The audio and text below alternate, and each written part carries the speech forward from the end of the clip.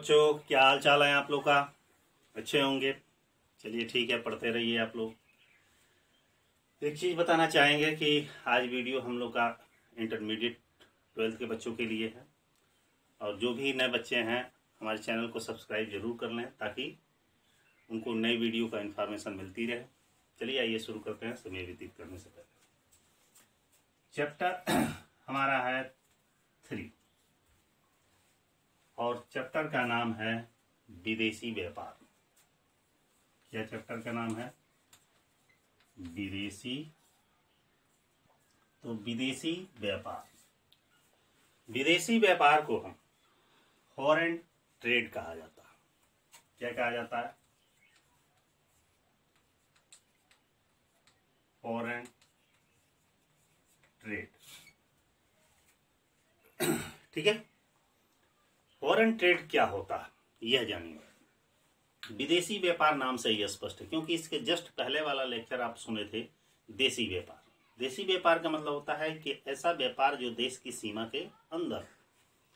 अब प्रश्न है कि विदेशी व्यापार किसे कहते हैं? विदेशी व्यापार का मतलब होता है कि जब कोई व्यापार दो देशों के मध्य, देश के अंदर नहीं, दो देशों के मध्य किया जाता है या दो से अधिक देशों के मध्य किया जाता है तो उसे विदेशी व्यापार कहा जाता है। जैसे अमेरिका और जापान के मध्य व्यापार, भारत और श्रीलंका के बीच व्यापार, ये सब क्या कहलाएगा? विदेशी व्यापार कहलाएगा।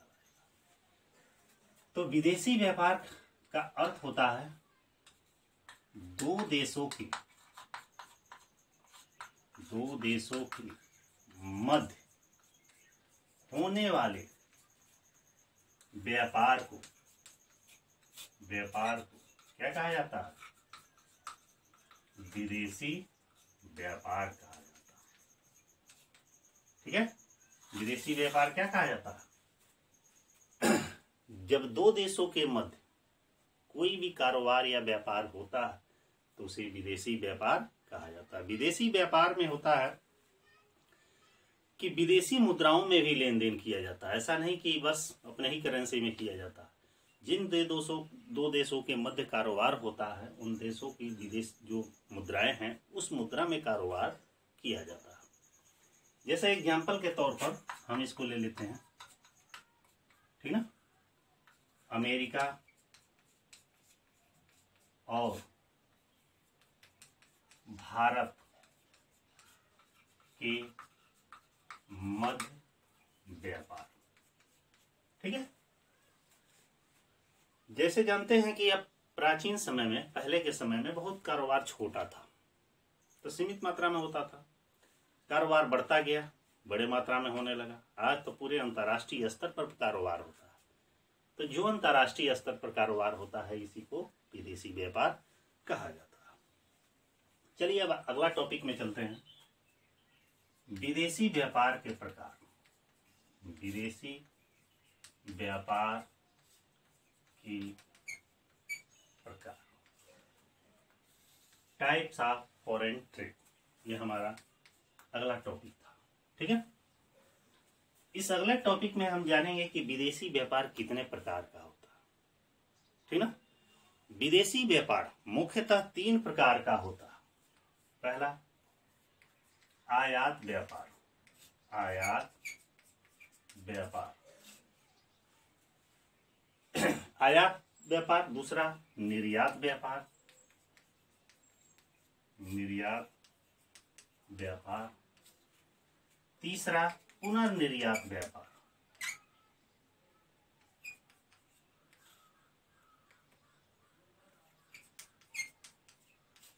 ठीक है, अब प्रश्न है कि आयात व्यापार क्या होता है। ध्यान से सुनिएगा।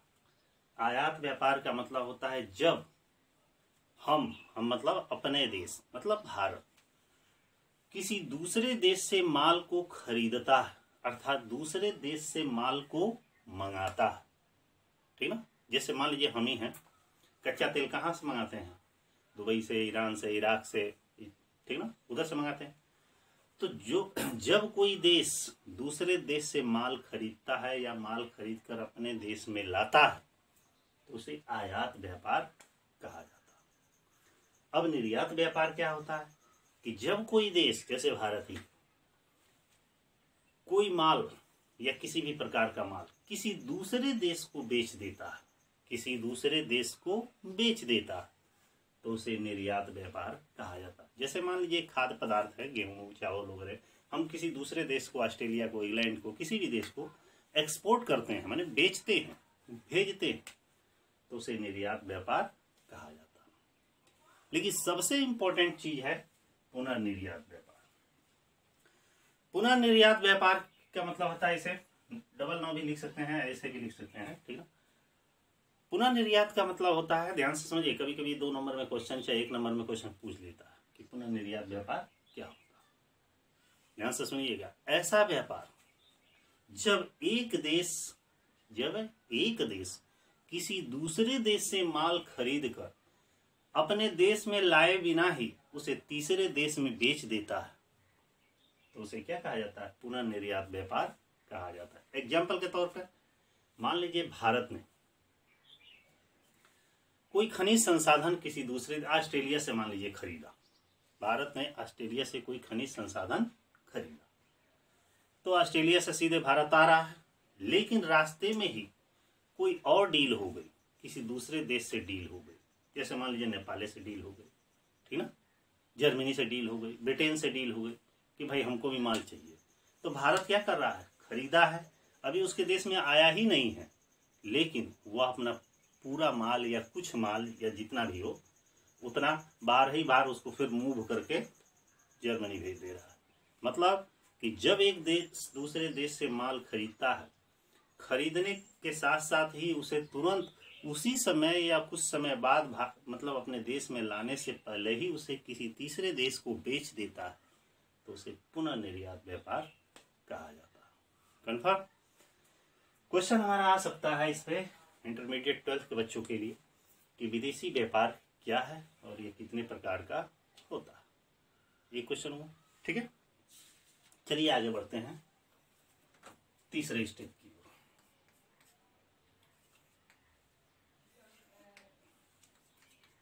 ठीक है, 1 टॉपिक, 2 टॉपिक, 3 टॉपिक। प्रश्न ये है कि देशी व्यापार और विदेशी व्यापार में अंतर। देशी व्यापार और विदेशी व्यापार में क्या अंतर है? ये भी कई बार क्वेश्चन आया है एग्जाम में। हम इसको 2 पार्टों में बांटेंगे। एक तरफ करेंगे देशी व्यापार और एक तरफ करते हैं विदेशी व्यापार। ध्यान दीजिएगा, सिंपल अंतर। पहला, देशी व्यापार जो किया जाता है वह देश की सीमा के अंदर किया जाता है, सीमा के अंदर किया जाता है। देशी व्यापार देश की, जैसे भारत में ही व्यापार किया जाता है तो देशी व्यापार कहलाता है। जैसे उत्तर प्रदेश से बिहार गया, ठीक ना, और मान लीजिए दिल्ली से मध्य प्रदेश में आया, ये सब क्या है? देशी व्यापार। विदेशी व्यापार में होता है यह देश की सीमा से बाहर किया जाता है। कंफर्म? मतलब जैसे भारत से अमेरिका, अमेरिका से भारत। दूसरा अंतर, देशी व्यापार जो होता है ये छोटे पैमाने पर होता है और विदेशी जो व्यापार होता है ये बड़े पैमाने पर होता है। कंफर्म? तीसरा अंतर, यह देश की मुद्रा में किया जाता है, अर्थात देशी मुद्रा में किया जाता है। और यह कहाँ किया जाता है? यह विदेशी मुद्रा में किया जाता है, मतलब वहां की करेंसी में किया जाता है जिससे हम कारोबार कर रहे हैं। अगला, इससे देश पर आर्थिक प्रभाव पड़ता है, आर्थिक प्रभाव पड़ता है। इससे देश पर राजनीतिक प्रभाव पड़ता है,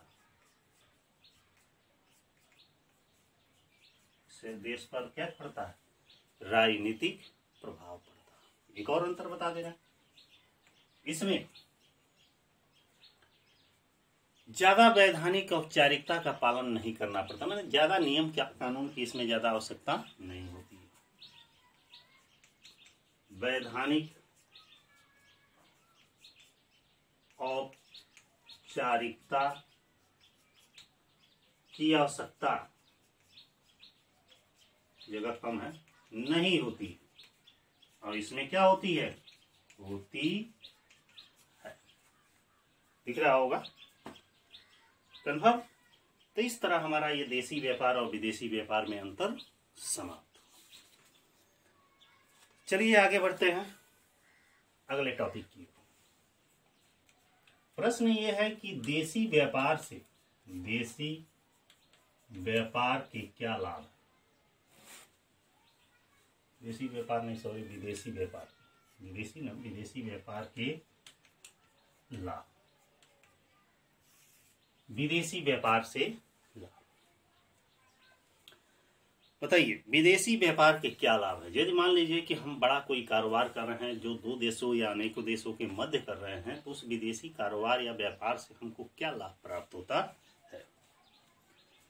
लाभ में है, पहला होता है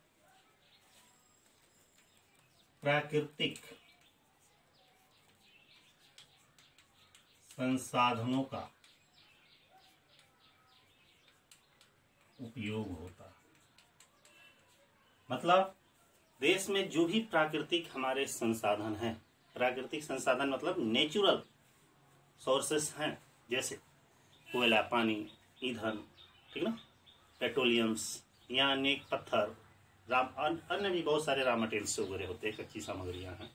ये प्राकृतिक जो संसाधन हैं इनका भरपूर उपयोग होता है। हम तो उपयोग करते ही हैं, हम दूसरे देशों को भी उपयोग करने के लिए प्रेरित करते हैं, कहते हैं, तो इसका भरपूर उपयोग होता है। दूसरा है औद्योगिकरण का, औद्योगिकरण का बढ़ावा मिलता है। मतलब जब बड़े पैमाने पर कारोबार करते हैं तो उससे हमारी उद्योग, कल कारखाने, फैक्ट्रियां पनपती हैं, ठीक ना, उपजती हैं। कि भाई पहले देखते होंगे बड़ी सीमित मात्रा में कोई कल कारखाना, फैक्ट्री नहीं था। जैसे जैसे विकास होता गया, व्यापार बढ़ता गया, व्यापार बढ़ने पे ही कल कारखाने, फैक्ट्री स्थापित होते हैं, ठीक ना। मान लीजिए कि कितना माल अपने यहाँ खपत हम कर लेंगे, जब तक बाहर नहीं भेजेंगे तब तक। तो औद्योगिकरण को प्रोत्साहन मिलता है। अगला है अंतर्राष्ट्रीय प्रोत्साहन व सद्भावना प्राप्त होता है। मतलब जब दो देशों के मध्य कारोबार हम करेंगे तो अंतर्राष्ट्रीय संबंध हमारे मजबूत होंगे, ठीक ना, उनसे हमें सहानुभूति प्राप्त होगी, ठीक ना, उनका भी हमको समर्थन प्राप्त होगा। अगला है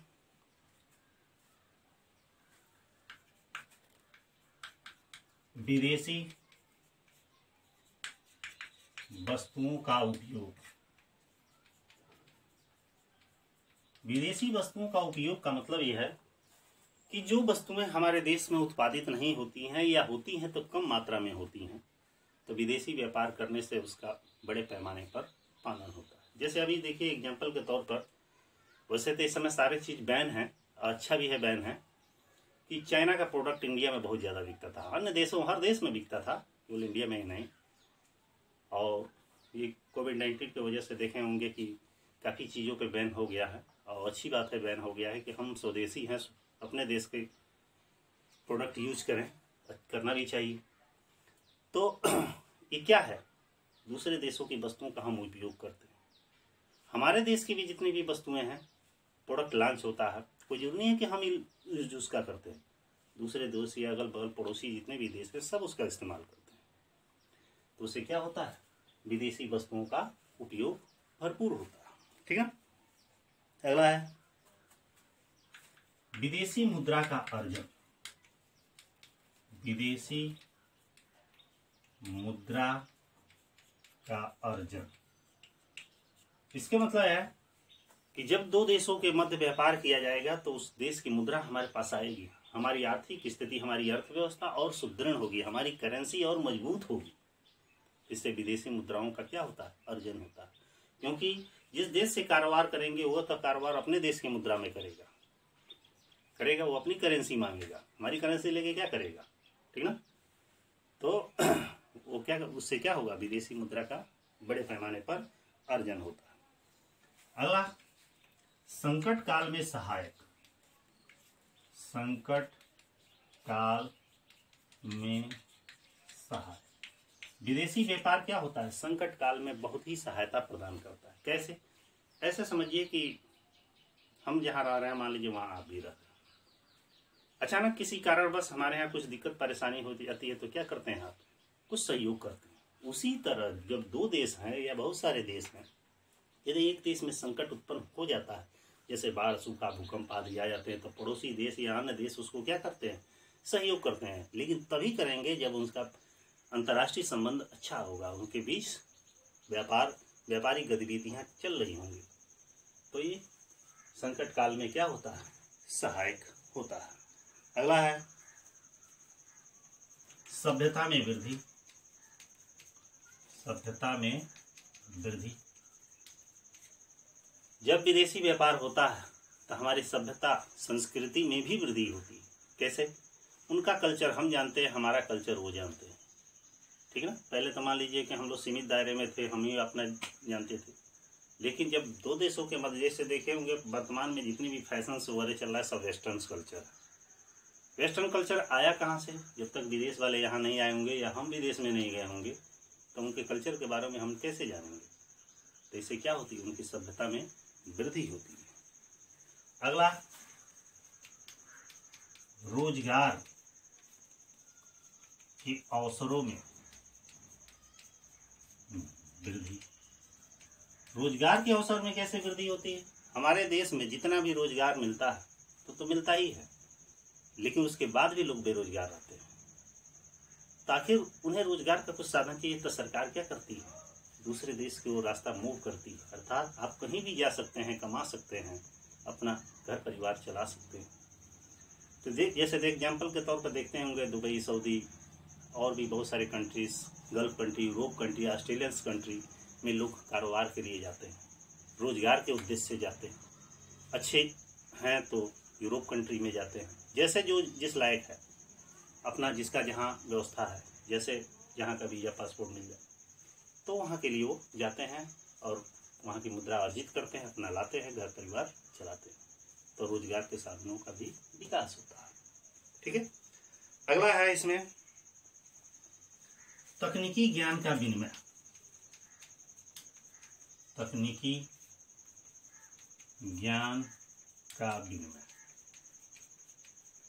इसका मतलब ये हुआ जब दो देशों के मध्य कारोबार करेंगे तो हमारी टेक्नोलॉजी का भी विकास होगा।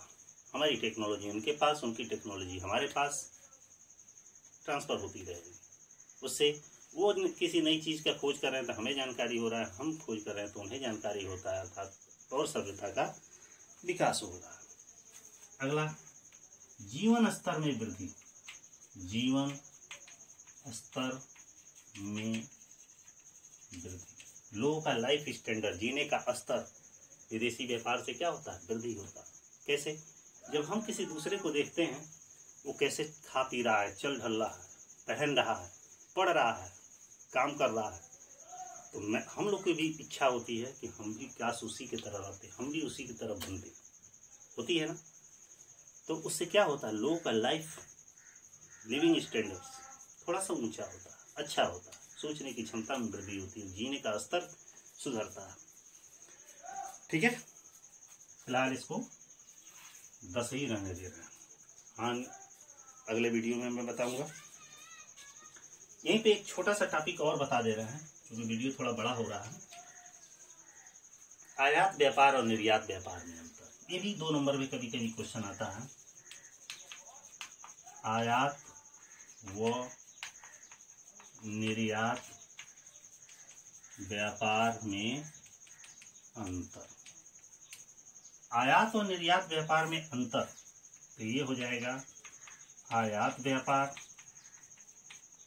और ये हो जाएगा निर्यात व्यापार।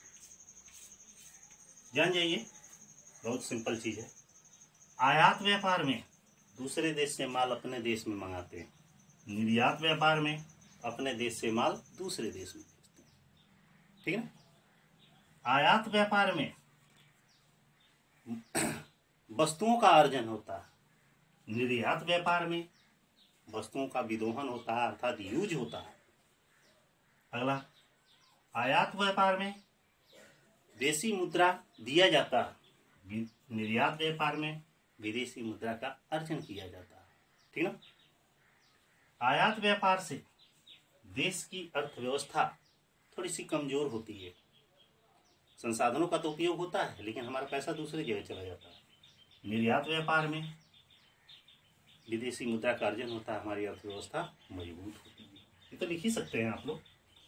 तो इसी के साथ इस विदेशी व्यापार का आज का लेक्चर समाप्त करते हैं। अगले लेक्चर में हम इसकी हानि या अन्य जितनी भी गतिविधियां हैं इसके बारे में बताएंगे। लेकिन इससे पहले मैं चाहूँगा कि जो भी इंटरमीडिएट 12th के बच्चे इस वीडियो को देख रहे हैं वो कंटिन्यू देखते रहें।